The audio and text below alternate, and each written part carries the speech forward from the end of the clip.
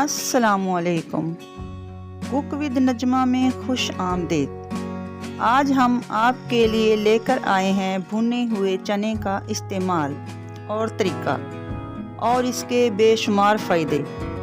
चने दो किस्म के होते हैं, सफ़ेद और काले। सफ़ेद चने भी बहुत ज़्यादा फ़ायदेमंद होते हैं, लेकिन अगर दोनों का मुआवजा किया जाए तो स्याह चने जो हैं वो सफ़ेद चनों से ज़्यादा ताकतवर होते हैं।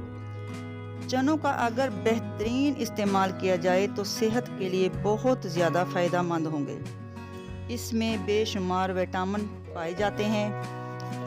एक मुट्ठी चने अगर आप इसको डेली इस्तेमाल में लाएं तो आपकी सेहत को फ़ायदा पहुंचाएंगे बहुत ज़्यादा। इस एक मुट्ठी चने के साथ अगर आप एक डली गुड़ की इस्तेमाल कर लें, यानी एक मुट्ठी चने चबाकर अच्छी तरह खाएं। छिलकों के साथ खाना है, अगर आप छिलकों के साथ नहीं खाएंगे तो फ़ायदा आधा पहुंचेगा।